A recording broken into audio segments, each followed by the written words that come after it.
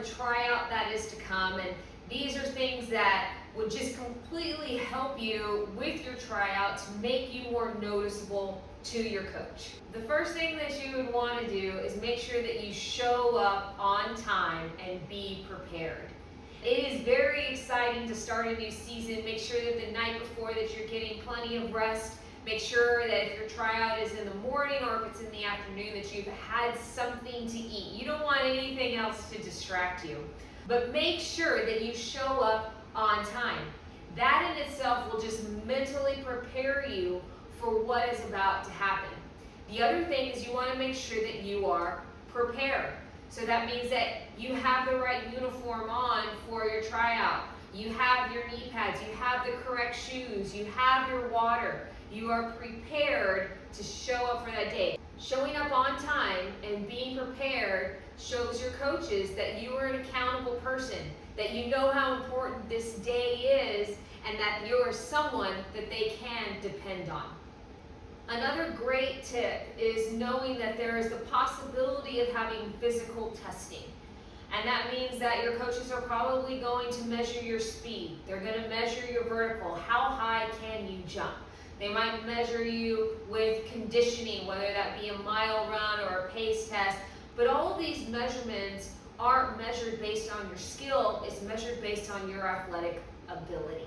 And so that's why our training session of agility is so important. And so that way you learn how to quickly move from one place to the next. Some coaches do a depth chart on ranking the number one athlete to the lowest, and then they put the number one skill over here to the lowest, and they do an equation to figure out who's going to make the team. And so you can go ahead and take that edge by always giving 100%. Give everything you have when you jump. Give everything you have when you run. Show it and make sure that you go hard and you will get noticed. Another way to get noticed on a tryout is just to be knowledgeable.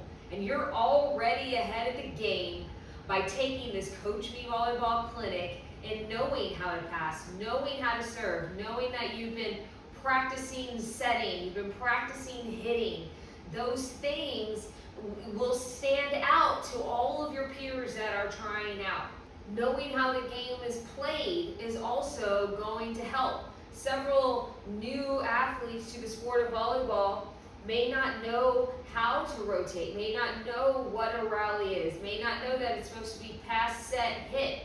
And so you knowing that will give the coach confidence in that, hey, she knows a little bit about this game. She can help me in leading our team to success. As a coach and you're trying to pick your teams, and maybe you only are allowed to have 2 teams of 12 or 3 teams of 12, and you have 75 girls trying out, some aren't going to make it.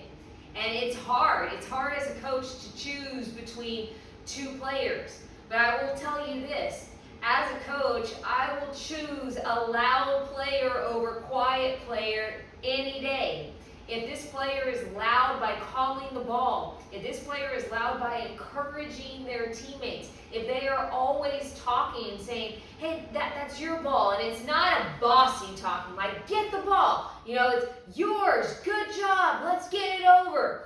A non-stop talking and being loud, especially in an area where people are kind of like, I don't know if she's watching me, am I doing a very good job?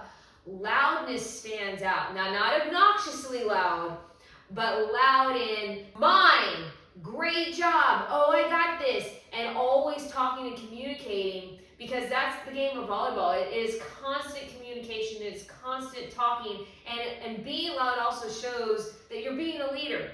And those are things that coaches look for when it comes to making the team.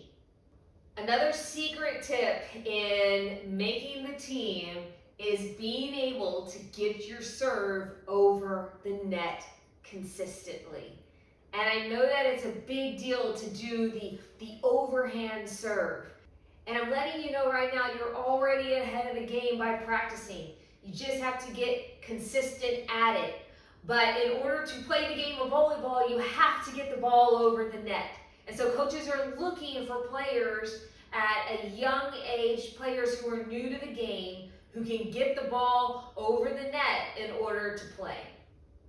One more thing to add in on being loud on the court is also respecting your coach. So when your coach is giving you instruction, yes, coach, and maybe even calling them their name, yes, Coach Allison, I'll do that. I got you, coach. And those things get noticed, and your coach is gonna be like, oh yeah, that girl respects me. She's gonna listen to what I say, and that's what coaches need. They need coachable athletes.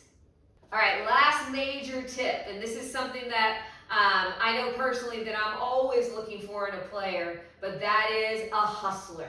Someone who is hustling between drills, someone who is hustling to shag balls, that there's this bounce to their step.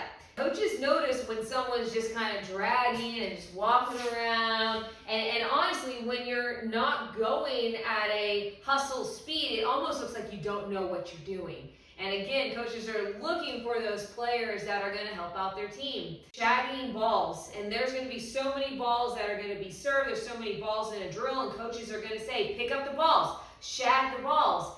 And if you're that one that's hustling every single time and picking them up and putting them in the ball cart, you're not going to go unnoticed. If coach is saying, hey, let's go over here or let's move over here, and everyone else is just walking to the line, but you are hustling, you are the first person there, they are going to notice. So be a hustler at that tryout.